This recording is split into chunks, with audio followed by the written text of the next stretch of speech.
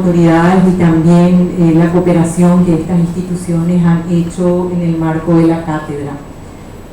Por otro lado, bueno, agradecer a la coordinadora académica que ha sido de la zona y es egresada también de la cátedra. Realmente su apoyo ha sido clave para acompañar a los estudiantes. Quisiera dar algunos datos de lo que ha significado la cátedra, la tercera edición de la cátedra. Fueron 40 personas admitidas y 39 han finalizado, así que con éxito. Hemos tenido una sola persona que por algunos problemas no ha podido concluir. Y también estos participantes vienen de diferentes departamentos. 2 de Alto Paraná, 1 de Caguazú, 4 de Guairá, 1 de Misiones, 27 de Itapúa, 2 de Central y 3 de Asunción. Mayoría mujeres, 32 mujeres, 8 varones. Y en el marco de esta cátedra se han hecho 8 seminarios y alrededor de 800 personas han participado a lo largo del 2017 y 2018 de estos seminarios, así que realmente contentos por la participación no solamente de los estudiantes, sino también del público en general que se ha visto identificado con algunas de las temáticas. CONACYT tiene proyecciones. ¿A dónde vamos después de una tercera edición de la cátedra? Bueno, estamos con el desafío de hacer una cuarta edición de la cátedra completamente virtual. El martes cerrábamos con el profesor Osorio el diplomado de formación de tutores CTS, que son las personas que van a tener la tarea o la misión de acompañar a aquellos estudiantes que quieran hacer la cuarta edición virtual de la cátedra. Bueno, estamos también planteando algunos ajustes en relación a los módulos y a la metodología, como lo implica una educación a distancia. Por otro lado, también queremos de manera a dar continuidad a todo lo aprendido por los estudiantes, que en este momento suman 260, los estudiantes de las 3 cátedras, propiciando unos concursos de experiencias innovadoras educativas con enfoque CTS. Hoy ya muchos de ellos, y también el martes con los tutores, nos decían y nos contaban qué estaban haciendo a partir de lo aprendido y lo vivido en cada una de las cátedras. Y por eso que desde el CONACYT estamos trabajando en el diseño de unos concursos de experiencias innovadoras CTS, tanto las que ya fueron implementadas como estimular a que se implementen nuevas. Así que tienen el desafío de ir pensando, de ir viendo y contándonos, porque a veces nos quedamos sabiendo muy poco del impacto que ha implicado o los logros que se han dado por la cátedra, así que y todo lo que ustedes están liderando.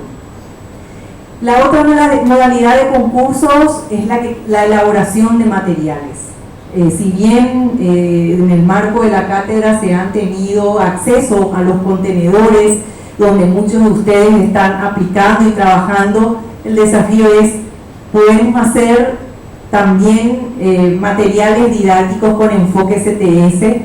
Entonces también va a haber un espacio de concurso para elaboración de materiales CTS. Y finalmente, desde el 2008, CONACYT viene financiando una serie de proyectos de investigación con enfoque CTS.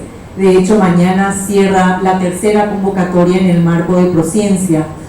Y la idea es poder poner en concurso los resultados a través de los papers que se fueron publicando desde el 2008 con el financiamiento del PROCYT y del Prociencia desde el 2014 en adelante, poner en concurso aquellos resultados de las investigaciones de modo a poder publicarlos y ponerlos en un banco de experiencias. Esto es lo que se viene. Creemos también que una sistematización de las experiencias que ustedes están viviendo en el día a día puede ser una oportunidad de modo a guardar en la memoria histórica de la Cátedra CTS Paraguay, y seguramente vamos a ver cómo lo hacemos. Ayer se publicaban los resultados del PRONI y 6 estudiantes participantes de la cátedra y la coordinadora académica han ingresado al PRONI. Creemos que también ese es un logro que ha permitido, y la trayectoria de nuestros estudiantes que son parte de la cátedra, bueno, andan por buen camino y muy activos, por cierto. Los desafíos.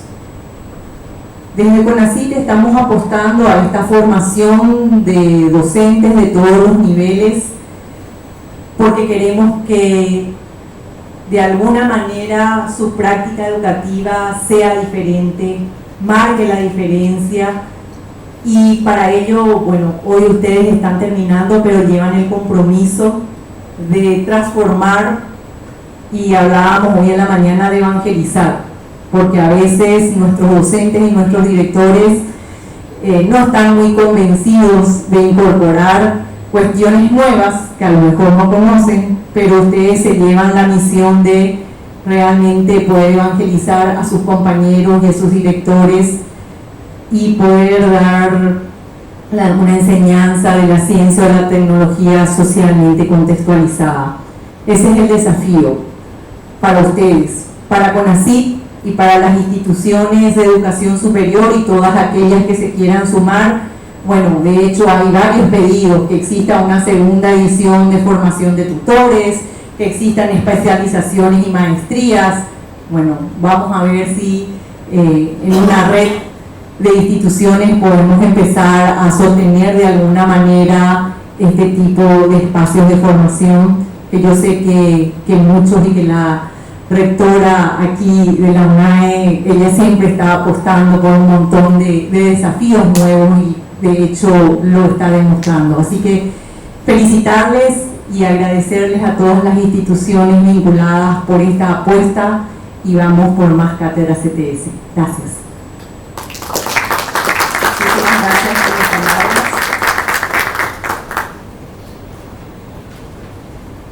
Creo que sí tenemos que agradecer también, hay algunos compañeros que están trabajando en silencio, pero que siempre nos apoyan, especialmente a los compañeros que están en la parte técnica. Ya en el fondo nos suele ayudar Ulises, y acá el compañero que nos está ayudando también con la difusión, con la grabación de este seminario y de todo el programa, para que luego va a estar disponible también para su revisión en la web. Agradecemos también muy especialmente entonces a las autoridades de la Universidad Autónoma de Encarnación, entidad certificadora de este diplomado, por concedernos este espacio para el desarrollo de este seminario, a su rectora, la doctora Nadia Serraniuk de Schaffer, por su presencia, al vicerrector, profesor Helmut Schaffer, que también está con nosotros.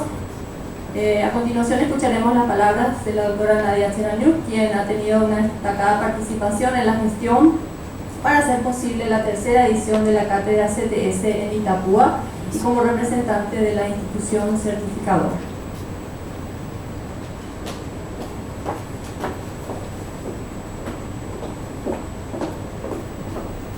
Buenas tardes, ¿cómo están? Es un poco difícil mantenerles ya entusiastas en este horario, ¿verdad? Pero todavía falta, así que guarden un poquito de adrenalina para que estén atentos aún a la hora de presentar nuestro libro, que esperemos sea un lindo broche para esta jornada de hoy. Estuve pensando qué decirles para no aburrirles, porque después voy a volver a hablar, pero les prometo que va a ser más corto. Y en realidad tengo la mitad del cerebro muy feliz y la otra no, ¿verdad? Bueno, seguramente es esa naturaleza de los seres humanos que estamos muy contentos por algunos logros, pero siempre pesimistas por algunas malas noticias. La buena noticia es que muchas cosas han cambiado en Paraguay, y que estas oportunidades que ustedes están teniendo no las teníamos antes. Tampoco teníamos los fondos concursables de CONACYT, tampoco teníamos las becas Carlos Antonio López y un montón de otras oportunidades. Pero la mala noticia es que muy pocas cosas todavía están cambiando. Y yo no les estoy contando un cuento, yo les estoy contando de chicos que estamos recibiendo. Hay un examen que se dio estos días nomás en una institución pública aquí donde ninguna sola persona pasó para un profesorado. Eso es una pésima noticia. Es una pésima noticia que un profesorado no se llegue a abrir, que se pierdan fondos públicos, gente que a lo mejor no va a estudiar otra cosa, y que comprobemos qué mal está nuestro sistema secundario, porque esa es una prueba de lo que nosotros mismos estamos haciendo. Estamos terminando ahora un relevamiento con la ayuda de Henry, ya lo hicimos en algunos cursos. Los chicos que están iniciando la universidad, estamos encontrando un 0, algo nada más que ha leído un libro. Un 0, algo no más que ha leído un libro. Muchos de ellos quieren ser profesores en 3 años. Díganme ustedes cómo hacemos eso. Entonces, pensaba que es muy bueno celebrar el cierre de esta cátedra, especialmente reconociendo el esfuerzo que hacen personas como Paz, que están gestionando y buscando y viendo gente en el exterior que pueda venir y insistiendo con los fondos, con las organizaciones, con las colaboraciones, ese trabajo que es muy necesario hacer, pero que es muy cansador y que no se ve, ¿verdad? Que es la gestión para que las cosas sucedan y que a veces tienen un mínimo reconocimiento. De hecho, la gente que trabajamos en educación sabemos, ¿verdad?, de las ingratitudes. Hemos aceptado eso como un negocio desde el principio, ¿verdad, doctor? Tenemos que reconocer esos esfuerzos. Es una gran quijotada poder ofrecer estos espacios así gratuitos, muy costosos, gratuitos para ustedes, pero muy costosos. Es una gran suerte tener las becas Carlos Antonio López. Mucha gente se va al exterior y a mí me apena tremendamente cuando lo que más veo son sus fotos en las playas. Seguramente que estudian, estoy segura de eso, pero gente, ubiquémonos que nos vamos con el dinero de los pobres también, que nos estamos yendo con el dinero de los impuestos de todos, incluso con el dinero de aquellos que no tienen acceso a la salud y a la educación. Entonces es hora de que nosotros veamos frutos, tenemos que ver frutos. O sea, esas estadísticas que yo les dije y que no las saqué de ningún libro, porque por eso nos tomamos el trabajo de hacer un formulario Google para que sea de verdad, anónimo y de verdad, porque siempre lo sospechamos, pero nunca pudimos decirlo en forma así tan tajante, porque queremos medir también cómo va a ser dentro de algunos años y queremos comparar también con otros chicos de colegios donde sí se están trabajando programas de lectura y demás. Estos resultados tienen mucha coincidencia con los chicos del interior. Es decir, hablamos de Cátedra CTS como un espacio de democratización de la educación, ¿verdad? Y tenemos una enorme heterogeneidad entre los estudiantes que acuden a instituciones privadas y instituciones públicas, a instituciones urbanas y a instituciones del área rural. Y eso es un acto de injusticia, es un acto de tremenda injusticia. Y nosotros los educadores pues pregonamos la paz, la justicia, la libertad, la equidad, la igualdad, ¿verdad? Y a veces somos muy injustos cuando le damos a los chicos una parte de lo que deberíamos. Cobramos a veces lo mismo que cobra el docente del área urbana, pero a veces ante la falta de control, o tal vez por un desánimo, o tal vez no sé por qué, nos permitimos deberle a esos jóvenes, y al deberles les debemos pues tantas posibilidades que después les son negadas. Así que quisiera pedirles, ¿verdad?, que por favor en sus instituciones, en sus entornos, en sus aulas puedan sentirse estos espacios de capacitación. Nosotros somos un país rico pero pobre, en el sentido de que nuestra inversión en educación todavía, a pesar de que ha crecido en muchos aspectos, como he citado, todavía es escasa. Entonces no podemos darnos el lujo de perder nada. Toda semillita tiene que ser retribuida. Y este curso que ustedes han tenido se ha hecho con fondos del Estado y con el apoyo de organizaciones. Y esos tienen que ser retribuidos nuevamente en los estudiantes, en las familias, en la organización de la escuela, en la organización del colegio. Está muy bien poder mejorar los currículos, está muy bien poder irse a Europa o a los otros países, eso es fantástico, pero necesitamos que ustedes cuando vengan cambien las cosas, ¿sí? no importa cuáles sean los títulos ni lo que puedan agregar a su currículum, sino las nuevas ilusiones que podamos despertar en nuestro sistema educativo bastante sufrido. Les invito, ya que están casi por última vez, que presenten sus trabajos, si tienen algunos de la cátedra o si tienen otros resultados de algunas investigaciones que hayan hecho en sus aulas, en sus círculos, en sus escuelas. Vamos a estar teniendo un congreso de educación y psicopedagogía, que en realidad es una continuación de los simposios de educación y de las jornadas de educación física e inicial que estamos haciendo hace muchos años, pero que en este caso transformamos en un congreso para revisar nuestra reforma educativa y poder escuchar las voces de ustedes y construir algún documento que pueda colaborar y llevar desde muchos rincones la opinión y las sugerencias sobre qué cosas tenemos que revisar en nuestro sistema educativo y qué cuestiones necesitamos reformular inmediatamente. Y por supuesto que del lado alegre de mi cerebro también veo iniciativas fabulosas en muchos de ustedes. No todo es negro, ni todo es malo. Hay mucha gente como ustedes, por ejemplo, que ha aprovechado la formación o el espacio, ¿sí? Y hay gente que no destinó estos días o que no quiso organizar esos permisos y esas cosas burocráticas que hay que hacer para poder estar acá y allá y acá y acá, como pasa en nuestro país. Así que ustedes son grandiosos porque han estado y han participado y han terminado este espacio. Quisiera agradecer muy especialmente al ingeniero Lima, al presidente de CONACYT, que cumple muchas funciones en su vida académica y que tiene una buenísima predisposición y una energía que debemos imitar para todos los nuevos emprendimientos.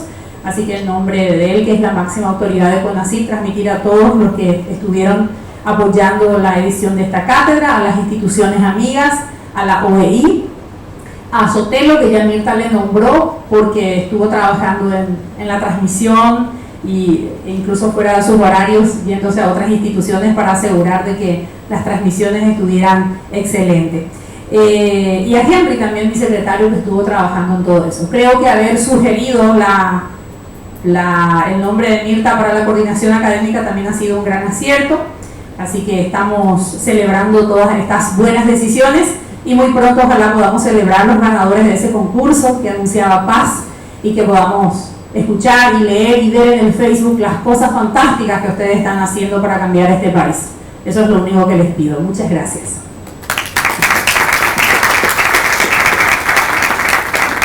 Realmente muy positivo mensaje, ¿verdad? Bueno, entonces agradecemos estas bellas palabras de la rectora de la Universidad Autónoma de Encarnación y bueno, vamos a escuchar entonces seguidamente al doctor Carlos Osorio, el profesor que estuvo con los compañeros en la cátedra empezamos hoy, seguimos mañana. El doctor Carlos Osorio es doctor en filosofía por la Universidad de Oviedo, España, es profesor titular de la Escuela de Ingeniería Industrial de la Universidad del Valle en Cali, Colombia, y su línea de investigación se focaliza en la educación para la participación pública en ciencia y tecnología.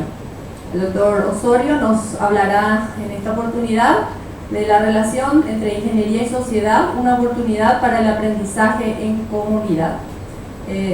Les comentamos que seguidamente tendremos, luego de la ponencia del doctor Osorio y de un espacio de preguntas, tendremos la segunda parte de nuestra actividad de hoy, que es la presentación del libro Ciudades, Desarrollos y Consecuencias Sociales de Grandes Proyectos, Experiencias Regionales en Análisis. Damos la palabra entonces al doctor Carlos Osorio. Gracias, muy buenas tardes a todas y todos. Muy especialmente darle mi agradecimiento a la rectora, a la doctora Nadia, anfitriona de este proceso, que ya lo ha mencionado de manera muy clara, al igual que la doctora Paz, de todo lo que implica esos temas de ciencia, tecnología y sociedad y lo que significa en términos de la transformación educativa y social para un país como Paraguay.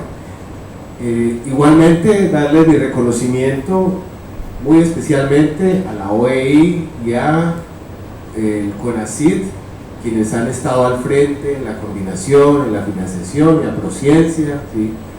A su vez las universidades igualmente colaboradoras, no solamente de la Universidad Autónoma de Encarnación, sino también la UTIC y la Universidad Nacional de Itaupu. Bueno, el tema que les quiero comentar es un tema que ha salido de mi vinculación, mi práctica cotidiana de estar con ingenieros desde hace más de 20 años, y trabajando con ingenieros, en proyectos con ingenieros, en proyectos de maestría, de doctorado, de pregrado, etcétera, de cómo es que en un momento dado podemos entender, ampliar nuestra visión sobre la relación ingeniería y sociedad. Es una relación que es compleja, que es múltiple. Vamos a intentar mirar un poco esa perspectiva diversa y tratar de llevarnos algunos elementos de reflexión y ojalá un poco de intercambio al final sobre qué es lo que pensamos al respecto y cómo podemos ampliar, profundizar, mejorar nuestra relación ingeniería y sociedad. Ustedes podrían decir, bueno, pero ¿y acaso también la ciencia no tiene una relación con la sociedad? Claro, la ciencia la tiene, pero en la vida cotidiana, en la vida académica, uno se da cuenta que los ingenieros empiezan a desarrollar desde muy tempranamente una relación muy fuerte, a pesar de que a veces no lo consideran, a pesar de que a veces no lo tienen en cuenta. ¿Por qué? Porque los ingenieros hacen intervenciones sociales continuamente con dispositivos técnicos, con desarrollos tecnológicos, con servicios especiales de carácter tecnológico, siempre en contextos sociales o en contextos empresariales, ¿sí?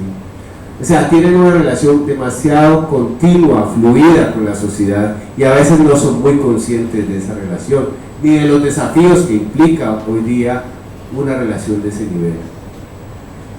¿Qué nos dice nos está diciendo los hechos?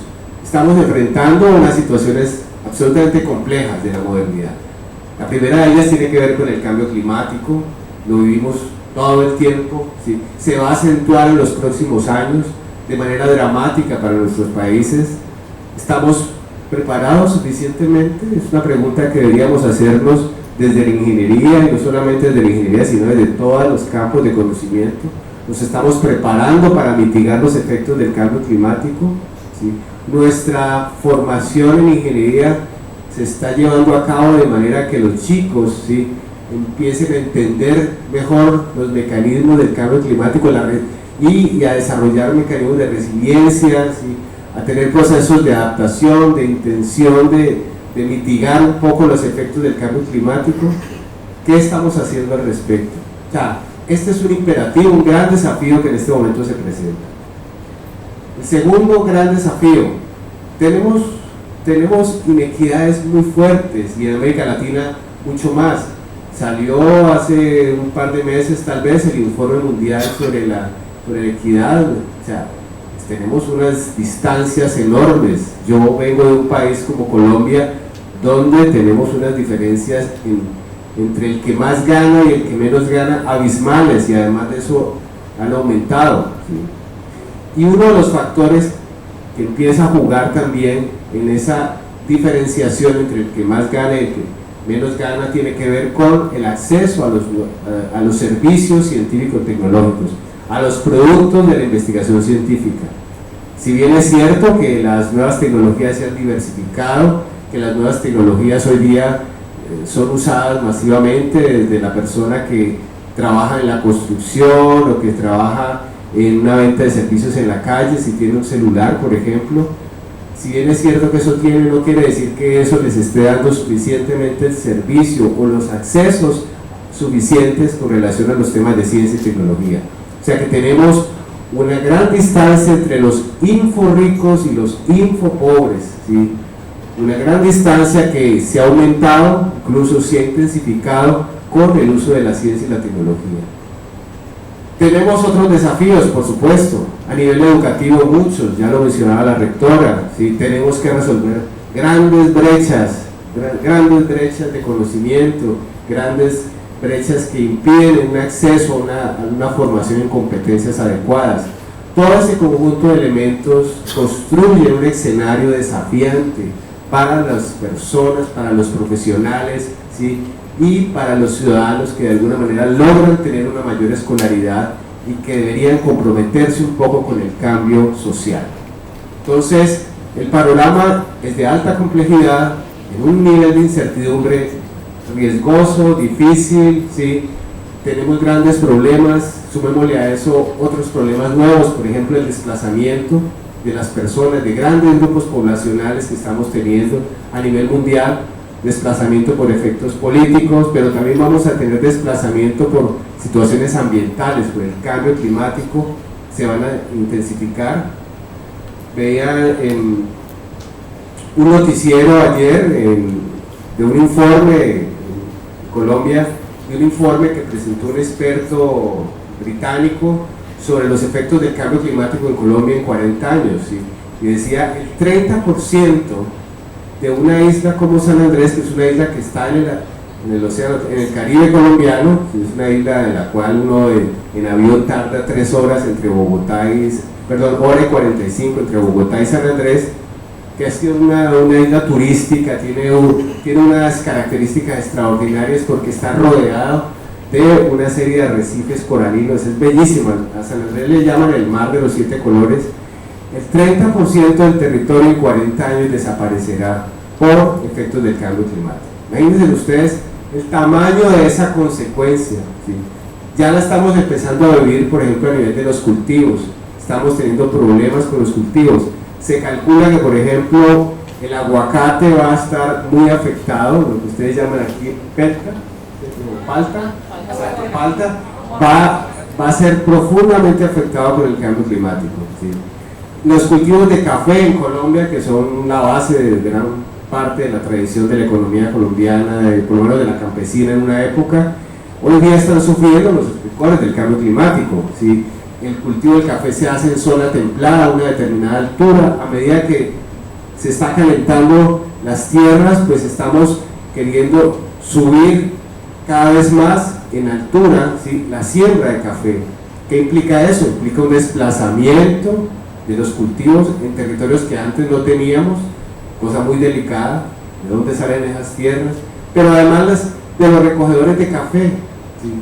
Ya las personas del pasado que recogían café ya no existen los hijos y ya no quieren moverse por allá, ya no quieren ir a caminar o tener que tomar un transporte para poder ir a recoger café. No, ellos quieren otras cosas de la modernidad, ellos quieren tener otros accesos, ¿sí? De modo que tenemos contextos que están profundamente afectados y que todo eso nos lleva a pensar cómo estamos desarrollando el ejercicio profesional de la ingeniería.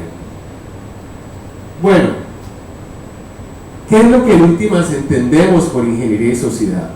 La verdad es que a nivel internacional esto se viene trabajando en este momento muy intensivamente. Al final les mostraré un par de diapositivas de ya iniciativas de universidades en Estados Unidos, ya, en varios países se viene trabajando el tema.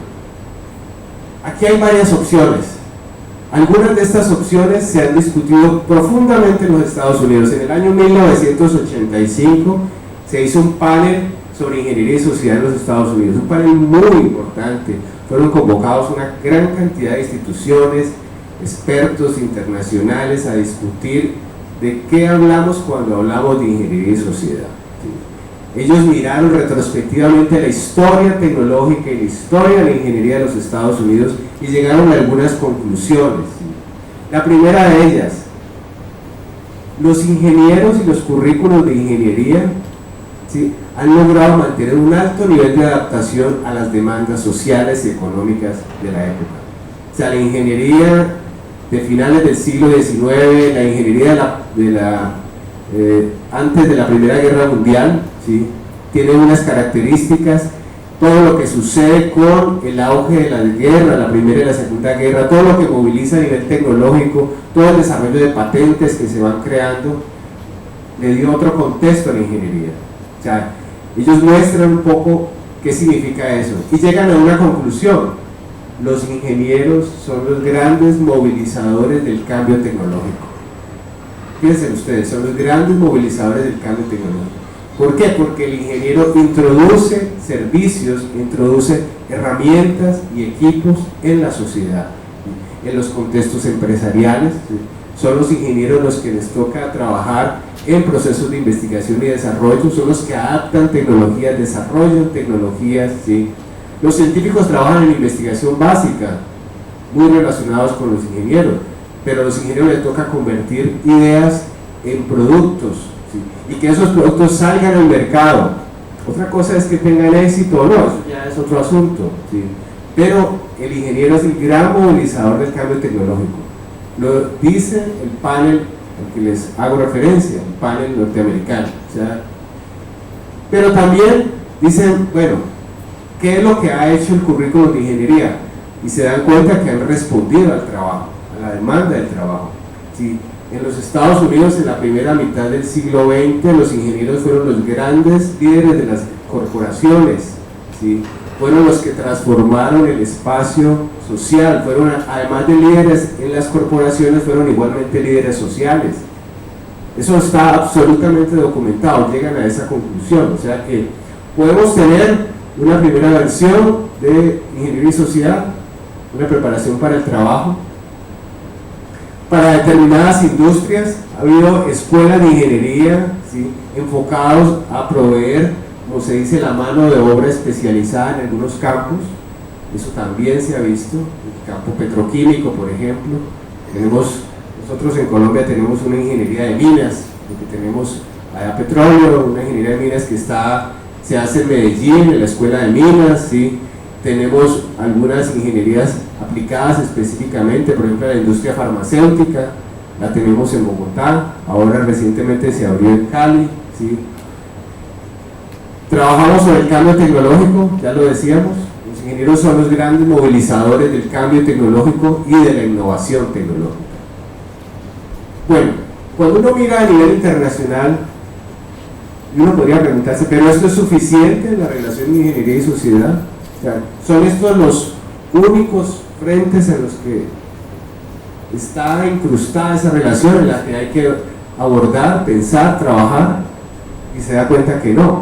O sea, a nivel internacional se da cuenta que hay más cosas que los ingenieros están haciendo en este momento. Yo mismo hice unas encuestas, unas entrevistas con profesores de la Facultad de Ingeniería donde yo trabajo en una universidad pública en Colombia, la Universidad del Valle, que es la tercera universidad en tamaño e importancia en Colombia, en investigación, en cobertura, y muchos de los ingenieros me decían, la ingeniería viene haciendo cosas para la empresa, viene respondiendo al cambio tecnológico, pero ahora tiene que responder a la sociedad de manera mucho más declarada, decidida, ¿sí?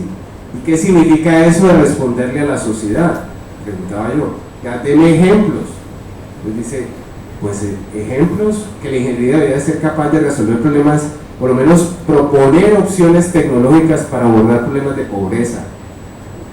Y esa misma decisión la encontré también en una, les voy a mostrar más adelante, en una propuesta en Berkeley, Estados Unidos.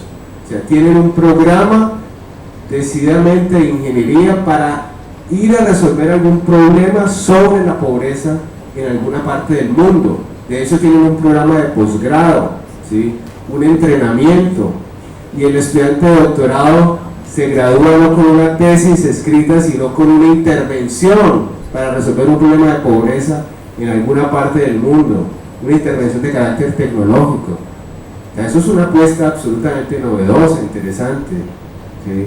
De modo que podemos trabajar con otros criterios, ¿sí? Con otros criterios que en el marco de la documentación, de la bibliografía, yo he llegado a concluir que se llaman criterios de responsabilidad, ¿sí? Criterios de responsabilidad, una responsabilidad que está vinculada con una tradición ética y política en la práctica profesional, en este caso de la ingeniería. Pero bueno, entonces vamos a profundizar un poquito qué hablamos de responsabilidad, qué es lo que entendemos de responsabilidad. Los ingenieros han sido muy responsables, ¿sí? Muy responsables, pero ¿para hacer qué? Ahora es lo que debíamos preguntarnos. Lo primero es, vamos a tratar de pensar la responsabilidad superando la idea restrictiva de la responsabilidad, ¿sí? De hacer cosas, simplemente de cumplir órdenes, la obligación, rendir cuentas. Porque resulta que la responsabilidad está vinculada ahora es a las acciones de la ciencia y la tecnología. No podemos ignorar los constreñimientos, las preocupaciones sociales, las necesidades sociales. Ya en este momento, a estas alturas del siglo XXI, cuando sabemos que la ciencia produce cosas positivas, pero puede traer también efectos indirectos, no podemos ignorar esos efectos indirectos, ¿sí? O esos desarrollos tecnológicos que pueden traer graves consecuencias para la sociedad. Entonces, vamos a intentar superar esa idea restrictiva de la responsabilidad. ¿Qué nos proponen los pensadores al respecto? ¿Sí?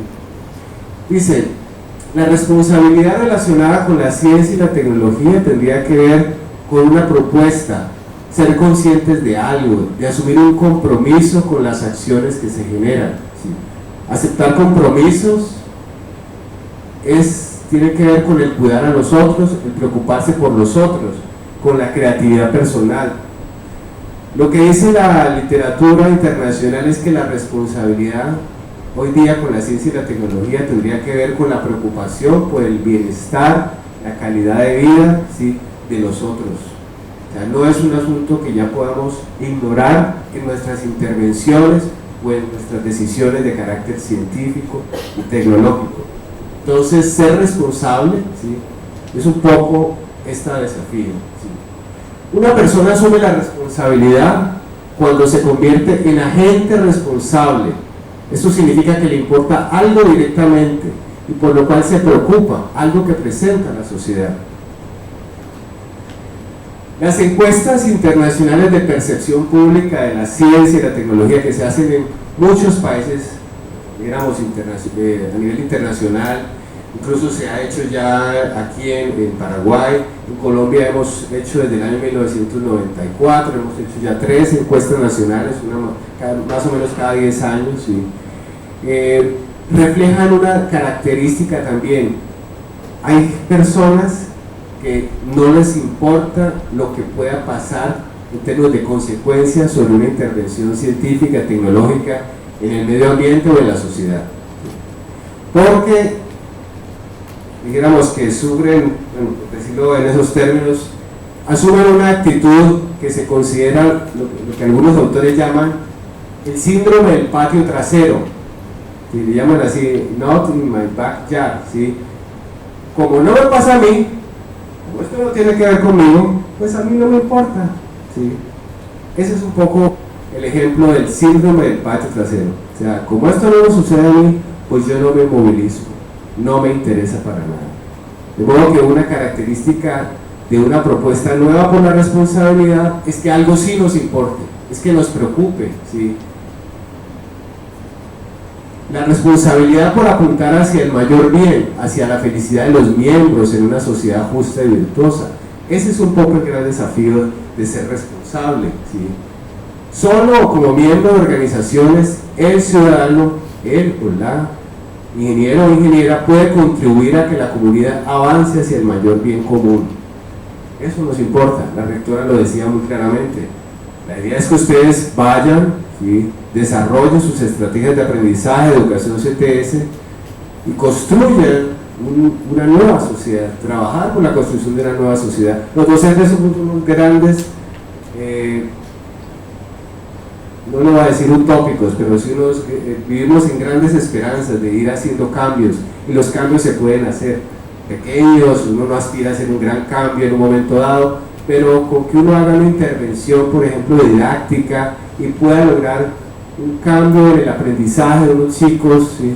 Uno no sabe lo que va a pasar el día de mañana con ese chico puede llegar a ser un líder social, ¿sí? Ese chico puede retribuirle más adelante a la sociedad de una manera positiva, fundamental, ¿sí? De modo que estos pequeños cambios son acciones responsables. Ese es un poco el sentido de la responsabilidad, ser conscientes de algo, ser conscientes de nuestras intervenciones que están relacionadas con la ciencia y la tecnología, no interesarnos exclusivamente por los valores tradicionales relacionados con la ciencia, simplemente con ser más eficiente o poder producir más recursos, por ejemplo más dinero, como en el caso de la innovación tecnológica se ha hecho para para volverse rico, eso es un hecho, ¿sí? Eso lo han dicho los economistas desde hace más de 50, 70 años. La innovación es para generar riqueza, pero si podemos hacer innovación para generar riqueza y que además la riqueza se distribuya ampliamente, pues sería un gran mérito de la responsabilidad. Pasa que uno no nace responsable, y ahí es donde entra la intervención de la escuela. ¿Sí? La responsabilidad se aprende, se va generando en etapas, ¿sí? O lo que dicen los expertos en educación moral, los niños tienen una moral heterónoma, ¿sí? Y lo que tiene que hacer la escuela es desarrollar procesos que le permitan crear una moral autónoma, ¿sí? Al final de su escolaridad. Igual pasa en la universidad. Los estudiantes no entran responsables, se vuelven responsables en la medida que el docente trabaje la responsabilidad, involucre la responsabilidad como parte de las actividades. Si algo es duro, por ejemplo, es cambiar los hábitos del estudio cuando se entra a la universidad. Ya no es estudiar para el examen, sino que hay que estudiar todos los días, ¿sí? Hay que asumir los compromisos personales. Eso es parte de la responsabilidad, pero además hay que pensar que nuestras acciones, nuestro desempeño profesional debe ser responsable con la sociedad. Ser responsable en la ingeniería afecta a la sociedad, por lo menos mínimamente como en 3 formas globales, ¿sí? Directamente, ¿sí?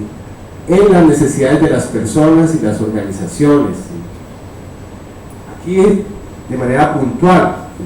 Pero también podemos hacerlo de manera estructural, directamente en la estructura social, bien sea estructuras globales, sociales o bien directamente empresariales en materia de redes. Nosotros podemos trabajar directamente a nivel un poco más amplio también. O sea, los ingenieros pueden llegar a tener grandes capacidades de influencia en las acciones políticas, en la administración pública. Está en nuestras manos hacer cambios. En el congreso que yo les comentaba de los Estados Unidos de 1985, la conclusión final del congreso es que llegan a decir: nosotros aspiramos a que estas personas, ¿sí?, que deberían formarse también éticamente, puedan hacer cambios en la sociedad. O sea, deberíamos intentar lograr no solamente desarrollar procesos interesantes con los estudiantes, sino que ellos el día de mañana ojalá lo logren hacer en sus organizaciones y las organizaciones cambien. Así cambia la sociedad, cambiando las estructuras, las organizaciones sociales y las instituciones públicas, y creando nuevas oportunidades con la innovación, con el cambio tecnológico, desarrollando nuevas propuestas. Por ejemplo, tenemos ingenierías en muchos campos y además trabajando, por ejemplo, de la mano con la medicina para hacer prótesis, ¿sí?, sobre movilidad, ¿sí?, sobre temas auditivos. Hoy día la medicina está completamente articulada con la ingeniería en todos los desarrollos, ¿sí?, para los tratamientos diversos. La ingeniería está presente en este momento en todos los procesos, en todas las circunstancias sociales. Bueno, pero entonces lleguemos a un punto. ¿Cómo hacemos los cambios? ¿Con qué herramientas? ¿Sí? ¿En qué contextos? ¿En qué espacios de la universidad? Entonces voy a atreverme a hacerles algunas propuestas al respecto. En materia de herramientas, lo que dicen los expertos es que la educación ética sigue siendo importante, pero no es suficiente. De pronto dicen, es muy importante, pero de pronto no es suficiente, hay que aprender más cosas. La primera circunstancia en la educación ética es que no se aprende a tener comportamiento ético si no se hacen acciones éticas, ¿sí? La ética no se aprende únicamente en libros. Uno puede tener en el aula, puede llevar, por ejemplo, un trabajo de un dilema ético, ¿cierto?, y poner al estudiante a enfrentarse a un dilema ético o a un problema, por ejemplo, relacionado con la confidencialidad, que es una de las situaciones que más viven los estudiantes en las empresas, o a un problema de conflicto de intereses, por ejemplo. Eso es un dilema ético de todos los días. Los estudiantes, yo les he preguntado, yo trabajo con ingenieros industriales, les he preguntado a los estudiantes que van a práctica profesional y luego los recibo con un curso con otro compañero, otro colega, están ya en 9º semestre, y les pregunto, bueno, ¿ustedes se han enfrentado a dilemas éticos en la empresa? Y es increíble, todos los días. Los jefes los presionan para que modifiquen cifras, ¿sí?, para que llenen documentos que no corresponden. O sea, se enfrentan con dilemas éticos todos los días, diariamente, ¿sí? Tuve un caso de un estudiante, estaba en la dirección de una de las sedes de la universidad, un caso, me llegó incluso un reclamo jurídico, porque uno de los estudiantes fue a hacer una práctica profesional a una empresa que hace vino artesanal, ¿sí?, en una localidad cerca de, como a 1 hora de Cali. Resulta que este chico aprendió la metodología de hacer vino. Él era un estudiante de ingeniería industrial, ¿sí? Aprendió a hacer vino. Después de que salió de ahí, vino y montó con su familia una pequeña empresa de producción de vino artesanal. Claro, aprendió los métodos, ¿sí?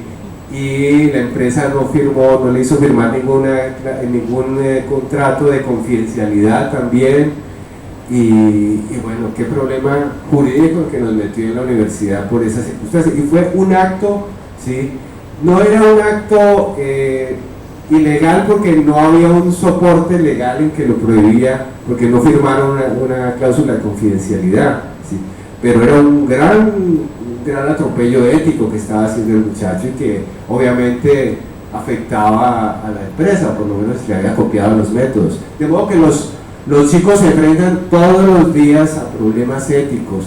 Nosotros podemos trabajar con ellos con dilemas éticos en el aula. Hay metodologías diversas, hay dilemas que se pueden hacer con casos reales, con casos hipotéticos. Ahora mismo también uno puede trabajar en dilemas éticos en la investigación, por ejemplo, en la producción, en la manera como se citan los artículos en una tesis de maestría, de doctorado, etc. Eso ya se ha convertido también en un problema de carácter ético, ¿sí?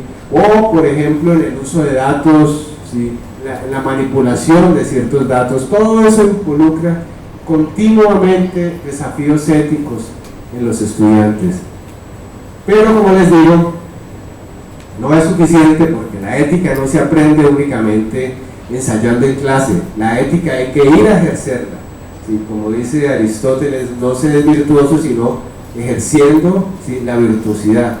Y uno no se vuelve honrado sino es demostrando que es honrado, ¿sí? Igual pasa con el tema de la ética, de modo que eso hay que practicarlo. Otra herramienta, evaluar tecnologías con las comunidades. Por ejemplo, los que hemos trabajado con temas de cambio tecnológico sabemos que muchas veces se hacen evaluaciones de tecnologías, evaluaciones de intervenciones tecnológicas, ¿sí?, pero cuando ya hemos aplicado, ya hemos puesto en escena, como se dice, la tecnología.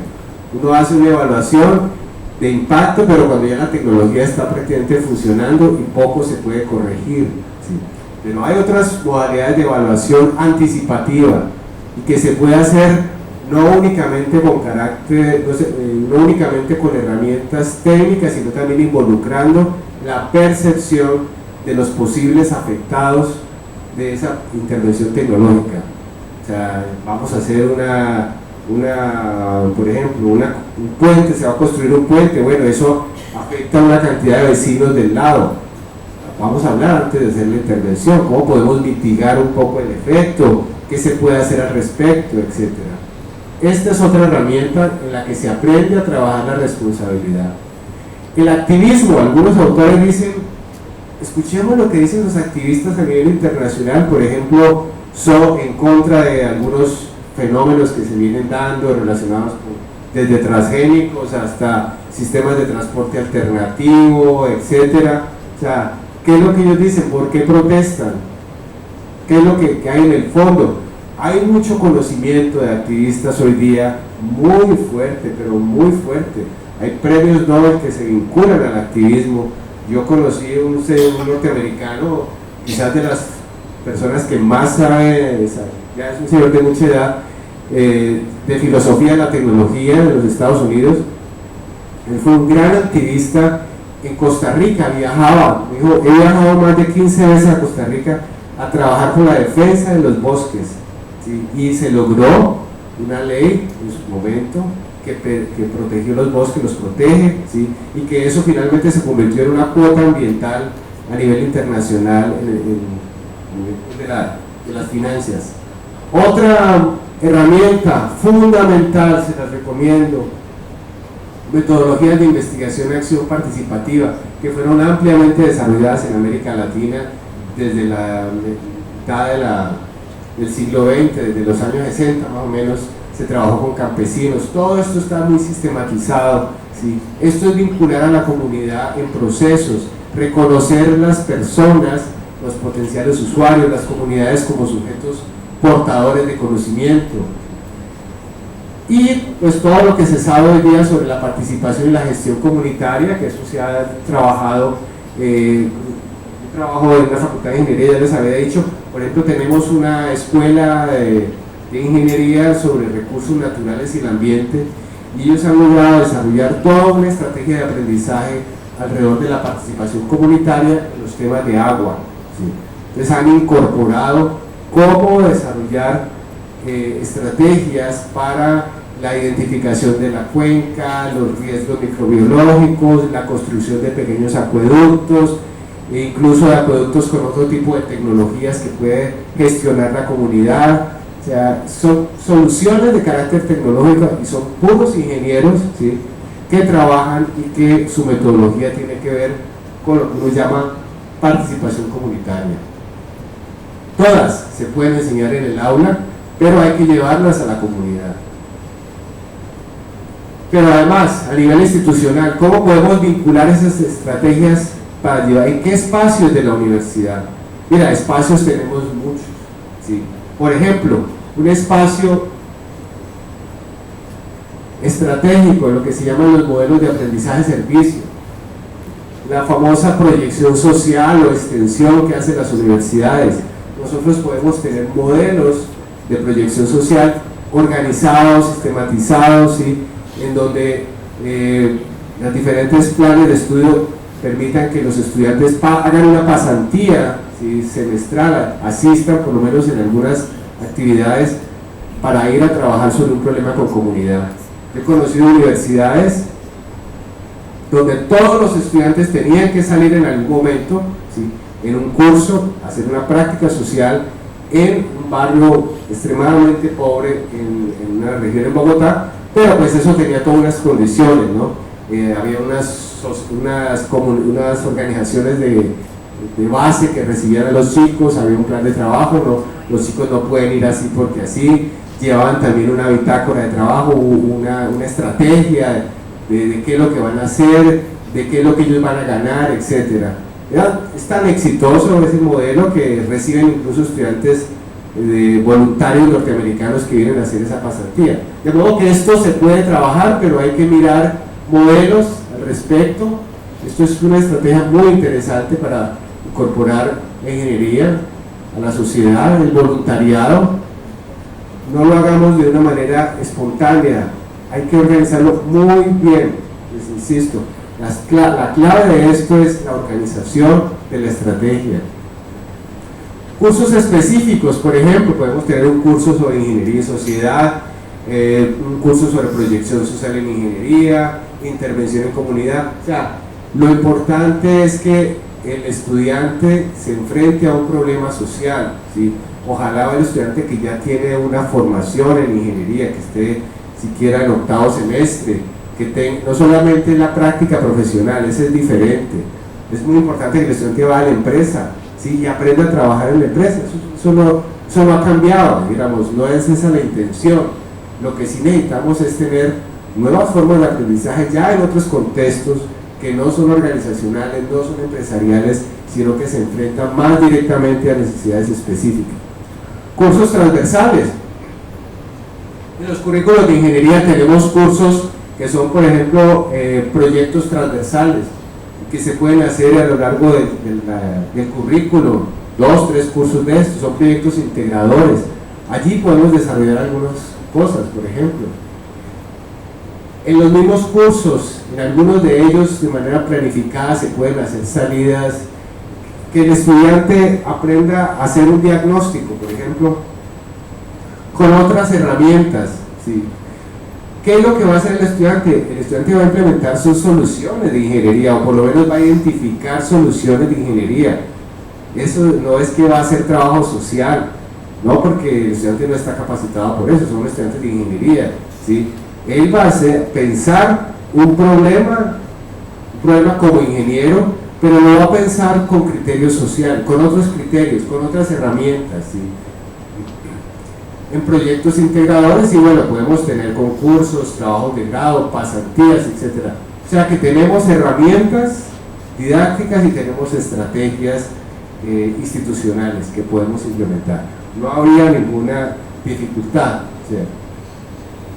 Algunas iniciativas que vienen trabajando estos temas, por ejemplo, hay una red colombiana de ingeniería de desarrollo social, aquí hay unos profesores vinculados, ¿sí? Esta iniciativa, que es de la Universidad de California en Berkeley, ¿sí?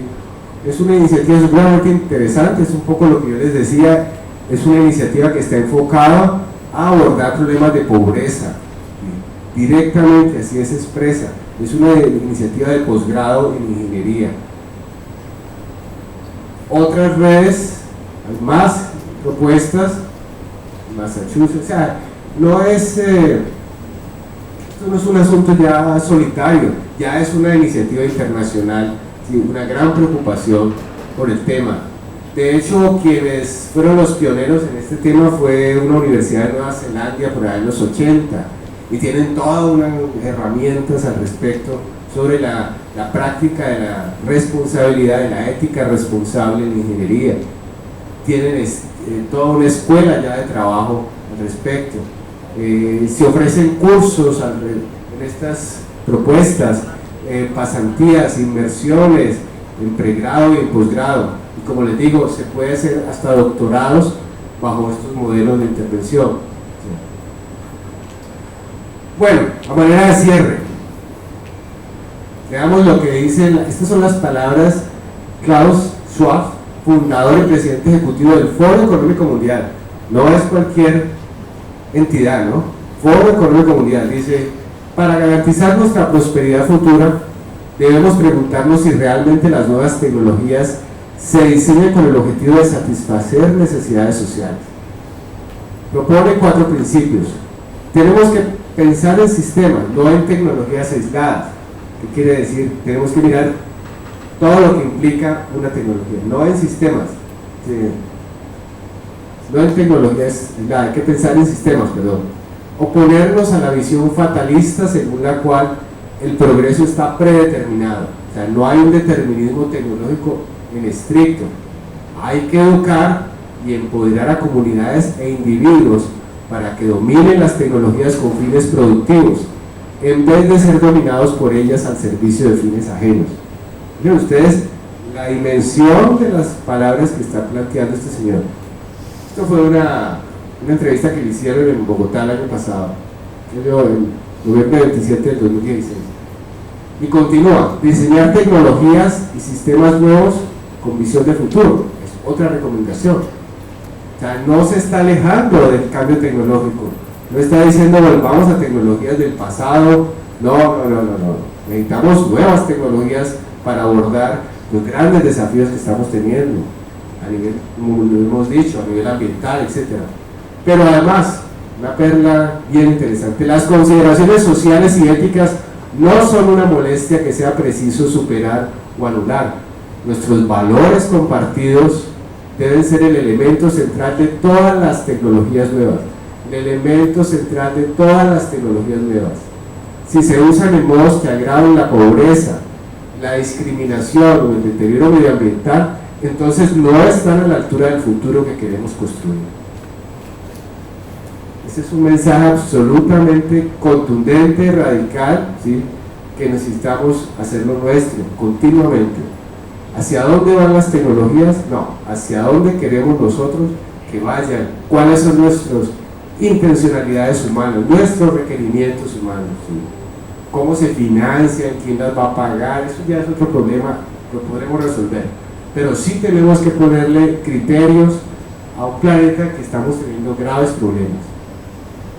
Muchas de estas consideraciones, por supuesto, suponen una intensiva interacción de los ingenieros, esto ya no es del Señor, con grupos sociales diversos, con comunidades que hoy día son portadoras de conocimiento, campesinos, productores de leche a pequeña escala, ¿sí?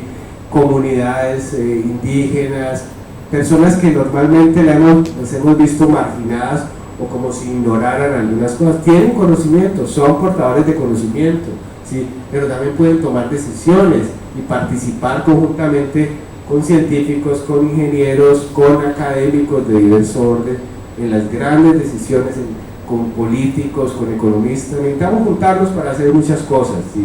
Yo creo que ese es un poco el mensaje.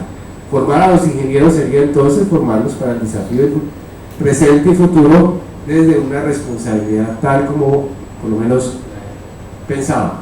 Bueno, esa era un poco la propuesta de la sesión final de esta tarde. Muchas gracias, y si hay preguntas, comentarios, creo que tendríamos unos 10 minutitos. Sí, tenemos unos 10 a 12 minutitos como para que quien quiera hacer alguna intervención, alguna pregunta, compartir algún pensamiento con el profesor Osorio, lo pueda hacer. Ojalá, si alguien tiene una experiencia, que sería muy interesante. Por todas partes, yo sé que hay experiencias. Esto no es nada nuevo para muchos, seguramente. Mientras levantan la mano, celebramos que hay algunos estudiantes de ingeniería, algunos de los estudiantes con los que usted estuvo ayer de mañana, profesor, que vinieron de las Colonias Unidas, parece. Y bueno, si quieren levantar la mano, acercamos el micrófono.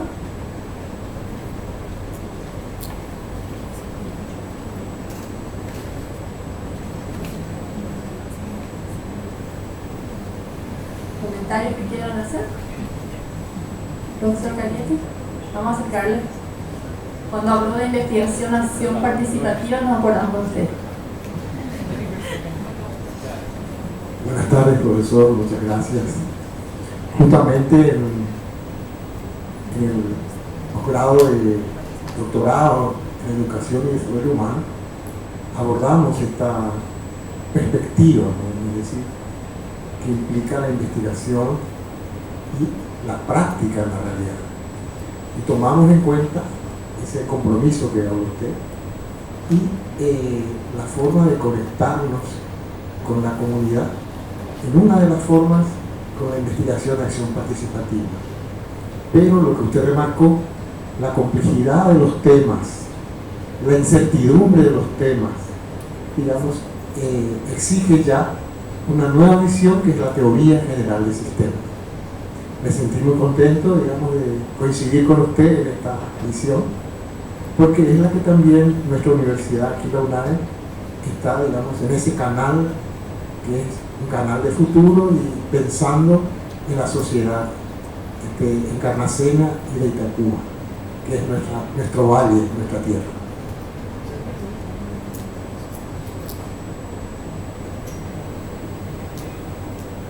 ¿Algún otro comentario? Sí, vos tendrían qué visión tiene usted, o sea, es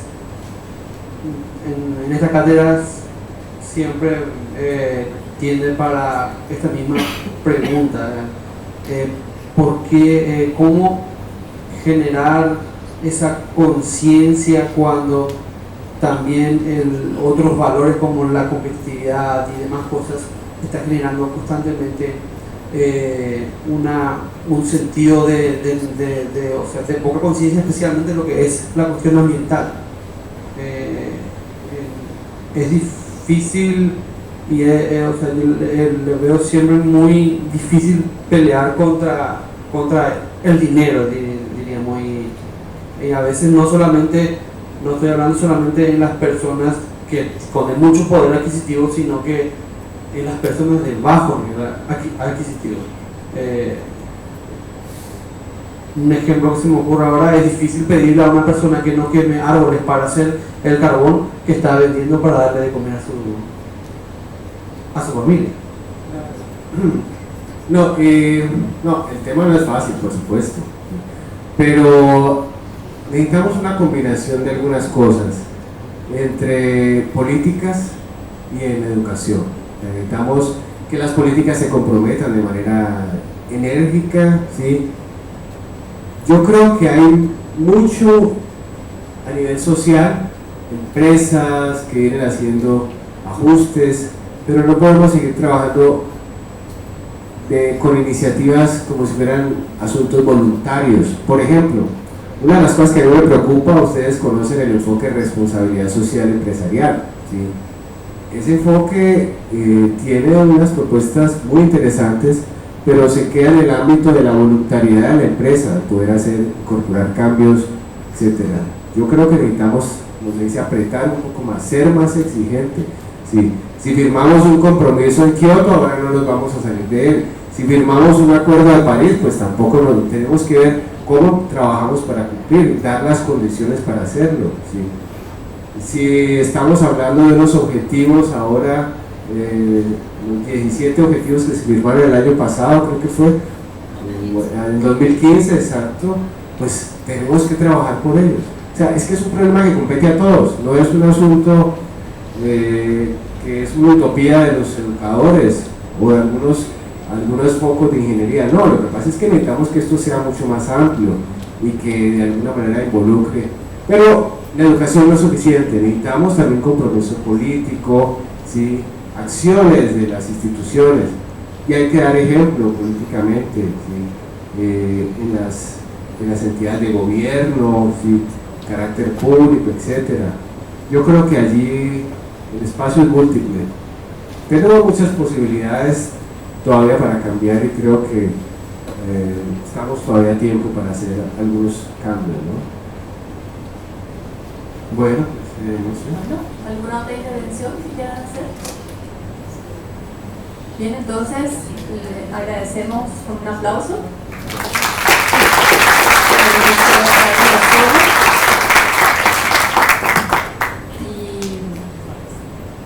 De hecho que vamos a seguir discutiendo seguramente con los compañeros de la cátedra que mañana estarán continuando en la elaboración de propuestas de proyectos con este enfoque que se estuvo presentando también. Y bueno, qué mejor manera de cerrar una jornada como esta, con un seminario y enlazarla con la presentación de un libro que justamente en su momento fue iniciado como un proyecto de investigación y presentado en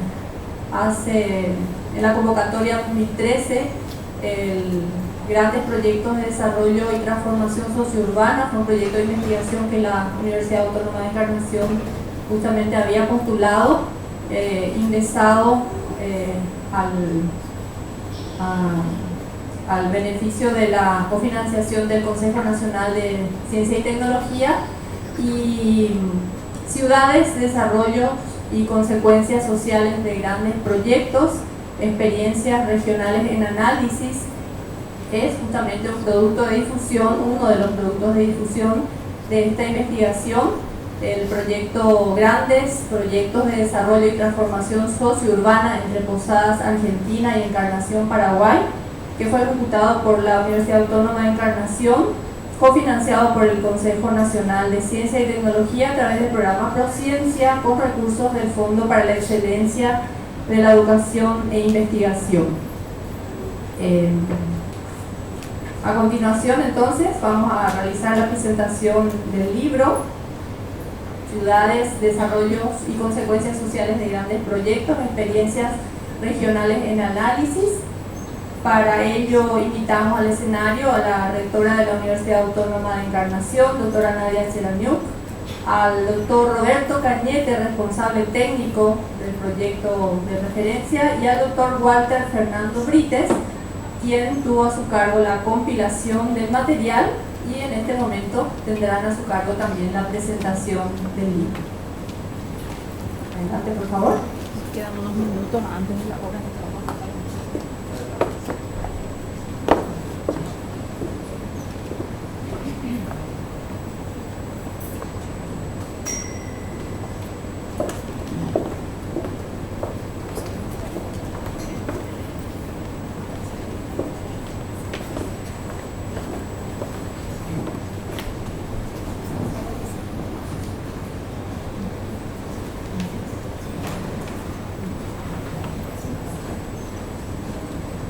Bueno, como todavía faltan unos minutitos, vamos a hacer una rueda de chistes. ¿Qué les parece?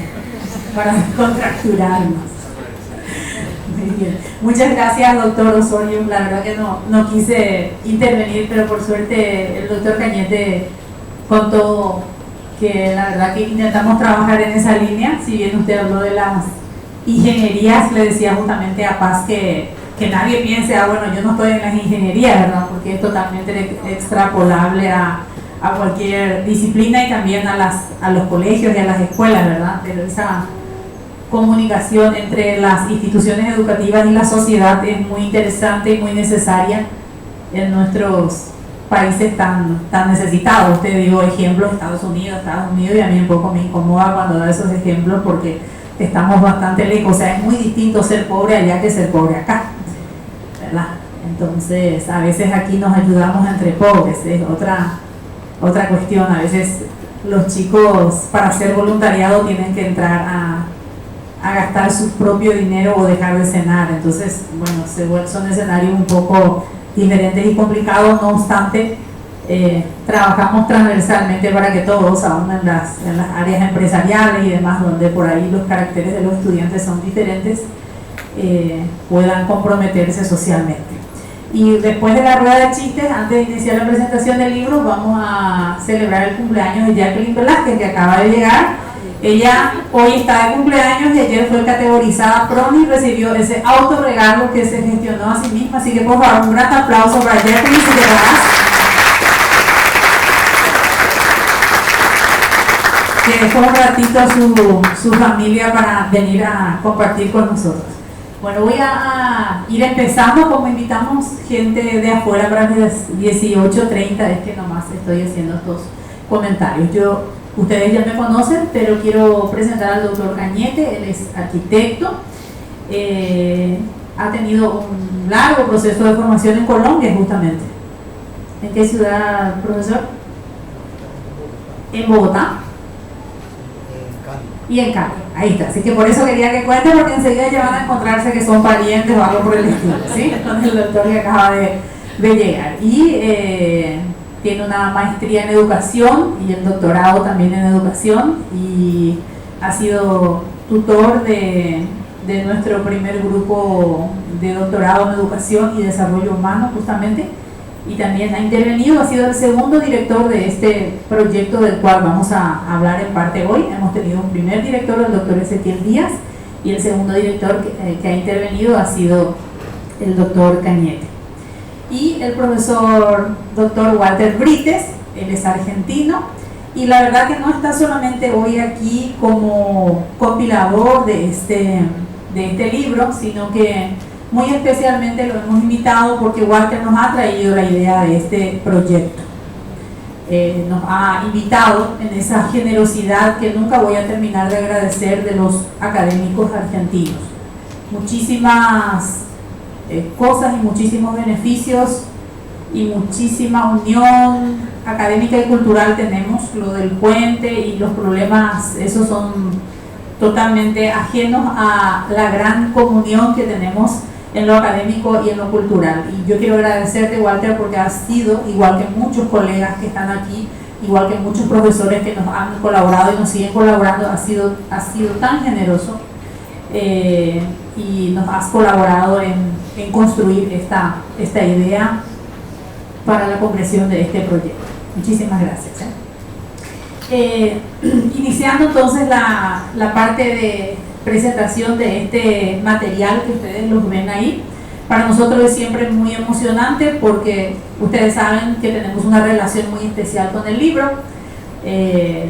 Cada vez que decimos presentación del libro, a mí por lo menos me emociono y es algo que me gusta y que la universidad vibra cuando hablamos de presentaciones del libro. Pero este no es un libro más.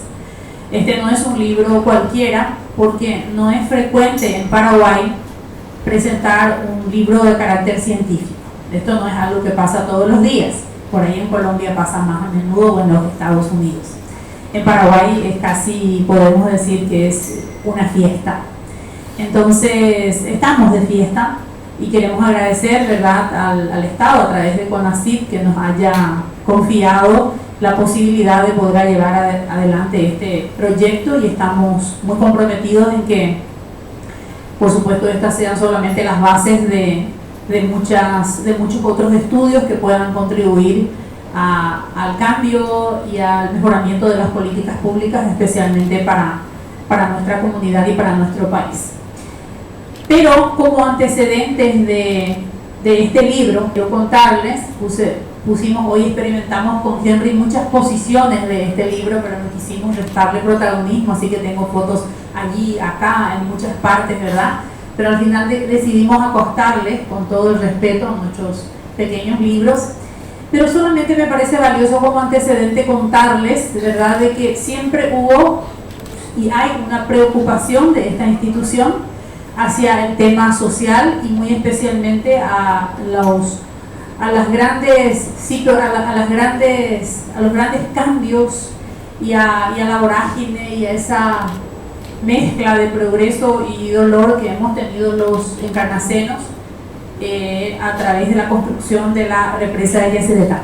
Y este es un libro muy sencillo que se llama Yacyretá, pasado, presente y futuro, que se ha escrito hace muchos años, cuando apenas nos convertíamos en Instituto Superior de Educación. Es un libro hecho por estudiantes, sencillo, pero que recoge cosas que no hay en otros materiales. Hay muy poca literatura, y cuando estos libros están en la Feria de Buenos Aires es muy gracioso cómo la gente los compra y los lleva, ¿verdad? Porque la editorial Libro los lleva siempre. Y ha sido escrito bajo la iniciativa de la doctora Erika Zuiderlich, que nos acompaña allí, y no es el único. Este ha sido el primero, Yacyretá, pasado, presente y futuro, la ciudad de los 7 puentes, cuando era solamente un proyecto. La verdad que no me acuerdo de qué año es, pero es de hace mucho. Y el segundo libro, que se llama La memoria no se inunda, también fue compilado por la doctora Erika Zuiderlich, y La memoria no se inunda tiene que ver está unido aquí un evento que nosotros hacemos que se llama Corre Caminata Solidaria, que hacemos hace 18 años, y que ese año donde se iba a inundar totalmente la zona baja, pues hicimos el último recorrido por la zona baja.